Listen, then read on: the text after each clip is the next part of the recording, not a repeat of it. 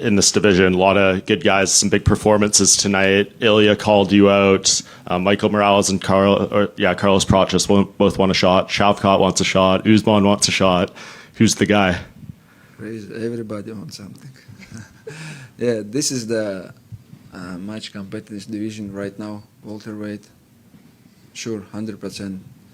Like Lara, young guys who fought today. Next week's gonna fight couple guys, and also Kamaru, Topuria, all killers want to take my belts.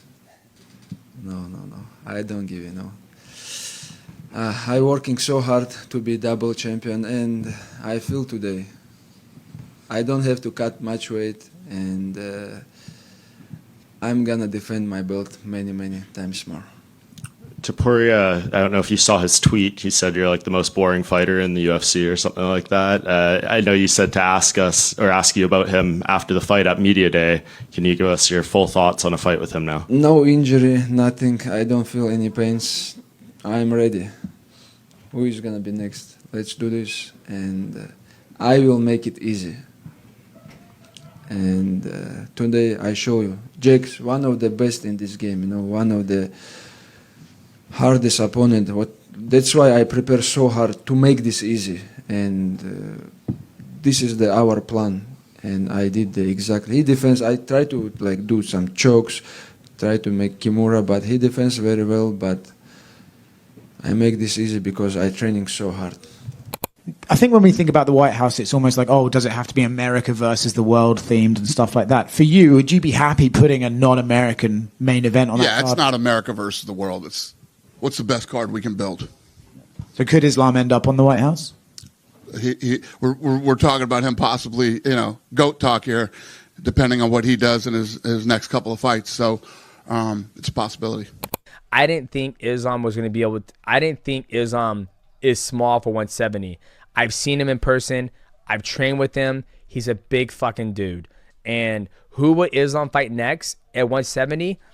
You know what? I think Islam is destined for. He should fight Ilia Topuria at the White House.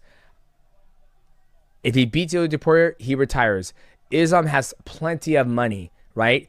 Go out on your shield like Khabib did. A lot of people in MMA don't want to see that, but in mixed martial arts, us athletes, we stay too long at the party. There's no reason for an athlete to continue to come to the head and all that stuff. If I was him, fight Ilia Topuria at the White House. You beat Ilia Topuria, walk away. I'm sure he made another one. That shit probably goes as far as fucking Russia, so there's no point for him to keep on fighting. We were all wondering how Islam would look at 170, if the strength, if the power, if the grappling would translate. As the week went on, I think we all thought, okay, he's really comfortable looking at 170. He's looking really good without his shirt in those photos and in the training footage that we saw. And he said it afterwards, Chuck, in the post-fight interview to Joe Rogan. He's like, man, this is a dream. I feel so much better. And it's a scary thought. That's his first fight at 170. Just think how he's going to look after his second and his third. It's really remarkable what this guy is doing. I'm blown away by the performance because I really think the world of Jack Della, who had not, lost in the UFC and was on an incredible winning streak himself, to do that to him is nothing short of amazing. Islam Makhachev just defeated Jack Della Maddalena in the main event of UFC 322 at the fucking Oh, man. Dominated him by decision. 5 rounds, a half guard. What's there not to love, man? Just really riveting stuff. Islam Makhachev wins, dude. Double champ. Not simultaneously. They don't allow that anymore for some reason.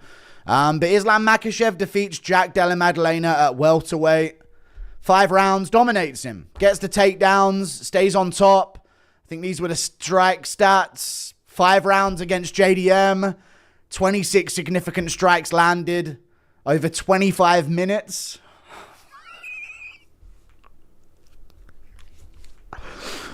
Ooh, 19 minutes of control time. 4 for 4 on takedowns, dude. His takedowns were good.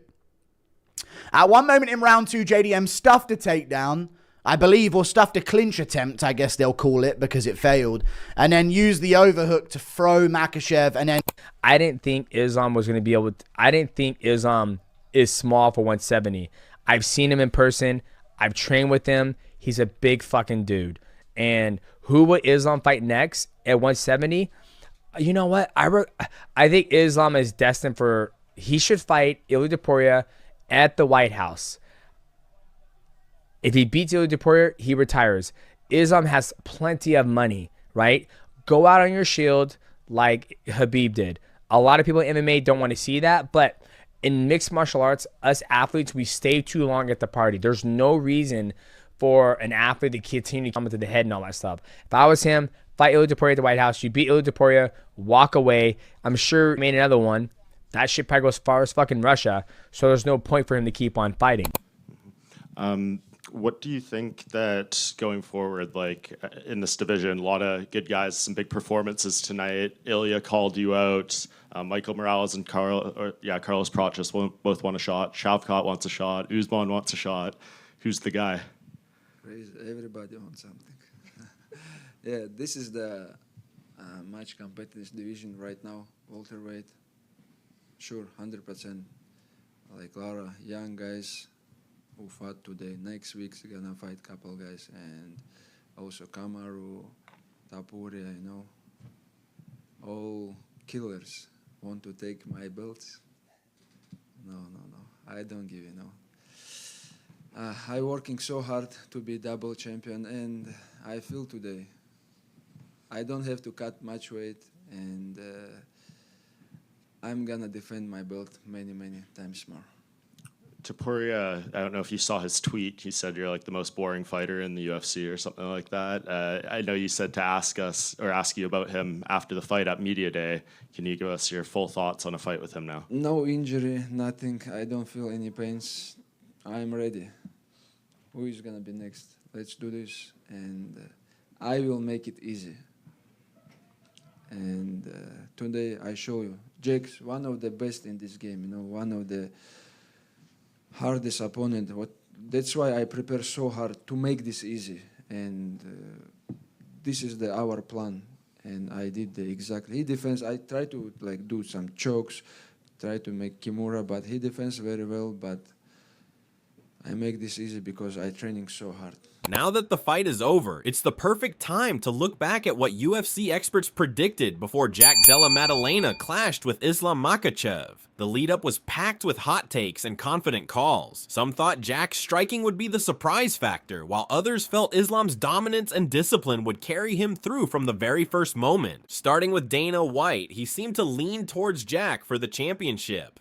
When he spoke about Jack's style, he kept it simple. He described him as tough and well-rounded, the kind of fighter who earned everything the hard way. Dana mentioned how beating Bilal was not easy, and that Jack was still not getting the respect he should have. He said Saturday felt like a moment that could change how people saw him without giving away too much. Yeah, listen, he's a tough, gritty, well-rounded,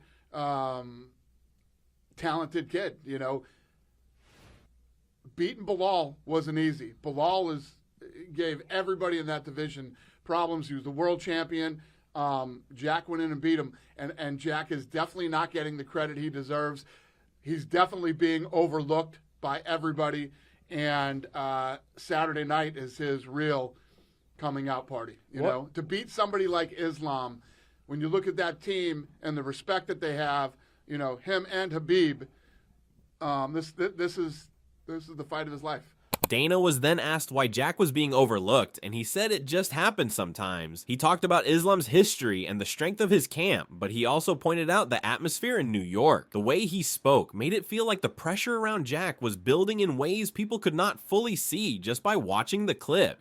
What about what he's done already is causing him to be overlooked? Why is he being overlooked? That happens. I don't think anything he's done before this has caused him to be overlooked. I think it's the exact opposite. I just think that Islam has done so much, and the whole Dagestan and Khabib and the camp that they have out there, and like I said, a huge Muslim. This is basically like a Muslim country right now. So I'm sure Jack's feeling it.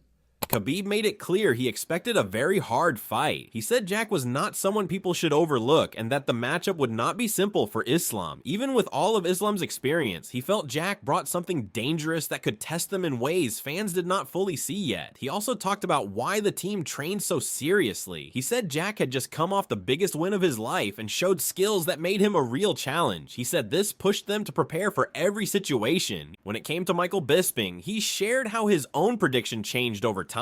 He said at first he leaned toward Jack, but the more he thought about the styles and the pressure of the event, the more he felt that Islam found a way to win. He mentioned Islam's run through top fighters and how he consistently solved tough matchups. He sounded torn because he clearly liked both fighters, but he still leaned toward Islam in the end without explaining every reason in full detail. Demetrius Johnson looked at the matchup and pointed out how Islam came up from lightweight and carried a level of technique that usually translated well, and how Jack had shown he belonged by beating tough guys and surprising people with how sharp he looked. He mentioned the people helping Jack prepare and hinted that Jack had the right tools if he could keep the fight in certain spots. But he did not break down the full plan. He left a lot unsaid, almost like he wanted viewers to see for themselves how those first few minutes played out. He also said the fight could go in two completely different directions. He reminded people of how Jack popped up in tough moments before and how his shots came tight and clean. He described it in a way that made you feel like anything could happen, from a slow grind to a wild scramble, without giving away which one he leaned toward. Brendan Schaub focused on the paths each fighter could take to win. He said Islam would probably get takedowns, but Jack's path to victory depended on how well he could get back to his feet and avoid being controlled on the ground. Schaub believed that if Jack avoided being dominated in grappling and stayed active, he could make it very hard for Islam to win. He leaned toward Jack because he thought his size, experience at welterweight, and preparation gave him a clear edge. He added that Islam had a chance if he pressed his grappling advantage early, but Jack's previous fights, especially against bigger, skilled opponents, showed that he could survive and turn the tables. Schaub made it clear that this was not an easy pick, but he liked Jack's chances more based on his experience and the style matchup. He kept the prediction open-ended, letting the fight itself decide who could enforce their will first. Teddy Atlas analyzed the matchup with his sharp, old-school fight sense. He pointed out that Islam's power and control on the mat made him dangerous for anyone. Then he switched focus to Jack, praising his striking as precise and patient. Teddy noted how Jack used his defense not just to survive, but to create openings and punish opponents. He did not make bold predictions about the winner. Instead, he thought the fight would last longer than most expected. He leaned toward the over, saying it might go beyond 2.5 rounds. If he were to pick a small upset, it would be Jack, not because it was likely, but because the timing felt right. Tim Welch predicted the fight by focusing on how the weight difference could change the matchup. He pointed out that Islam was a natural welterweight who cut a lot of weight to make 155 moving up. Islam would have more energy and strength, which could make him even harder to handle for Jack. Tim said Islam's ground control and submission game were extremely dangerous, and he believed that even though Jack could scramble and defend, Islam's level of power and technique on the mat would likely be too much. Tim explained that Jack had great takedown defense in jiu-jitsu, and he could create scrambles to try to extend the fight. He admired Jack's skills and thought he had ways to survive into the later rounds.